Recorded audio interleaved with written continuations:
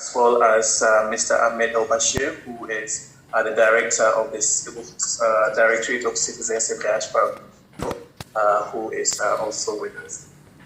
So with this, let me move into the next phase of the program, where we'll have our special guest of honor, Her Excellency, Madame Bineta Diop. As you have heard, she is the AU Special Envoy on Women, Peace and Security, and the main inspiration for all of the gender elements that you will see in the reports because of the guidance that she gave us in a special webinar that we organized on the topic. Thank you so much, the moderator.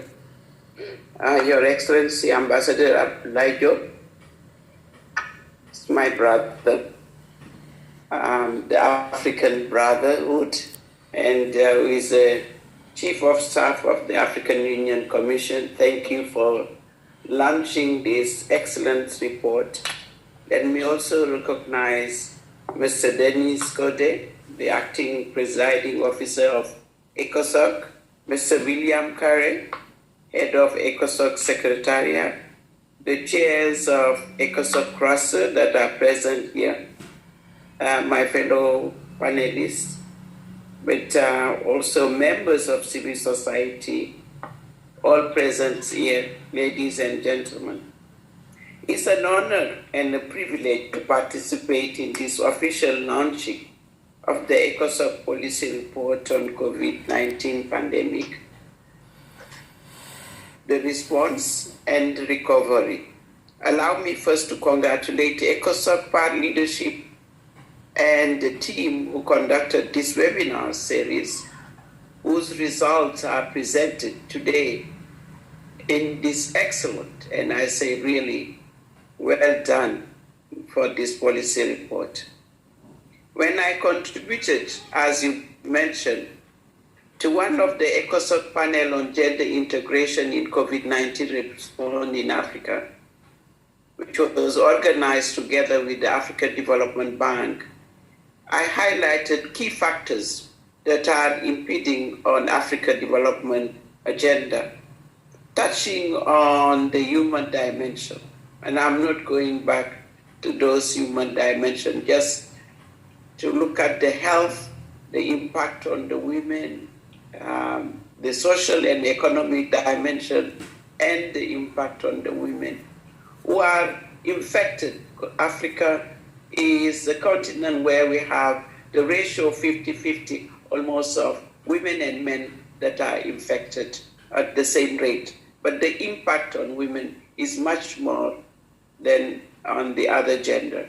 So that's the reality on the ground, and I see that it has been very much captured into what we are talking today. So it touched the human dimension of our continent and the need for a paradigm shift in the post-COVID-19 recovery phase. And I think Ambassador Job have alluded to that paradigm shift. I then argue that this will require to engage all actors, in particular the most affected communities, women and the young girls, who represent more than half of the population. And it will be right and smart to include gender as a priority in our responses and to ensure that women's contributions are taken into consideration.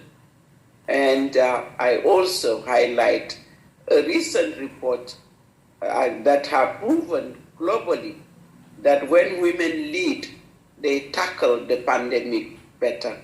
It's not an African report, it's globally. So we need to make sure that women are also in the driving seat of the response of the pandemic at all levels. In the same vein, without civil society mobilization in COVID-19 responses, Africa will miss an opportunity to build synergies and leapfrog the identified solution. and I will come back to some of those solutions.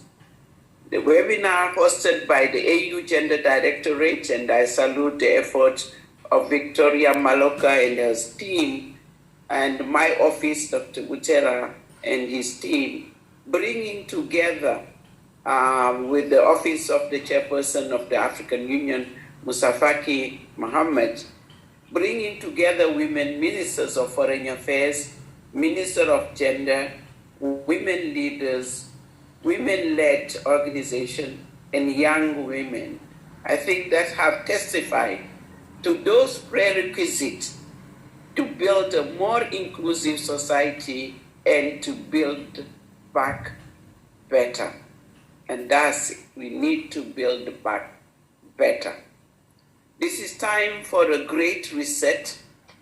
This is time to bring all stakeholders on the same platform to deliver services to the citizen, government, private sector, civil society, and communities. No one should be left behind. There is ample evidence in this policy report that civil society brings an added value and play a pivotal role within such a platform, as they are close to the citizen and well positioned to defend their interests. In this turning point of fighting the pandemic, civil society organizations must have a seat at the table to contribute to the design of Africa's strategy, and that's why we are sitting here today, and also looking into how they could contribute in the intervention, in the action on the ground.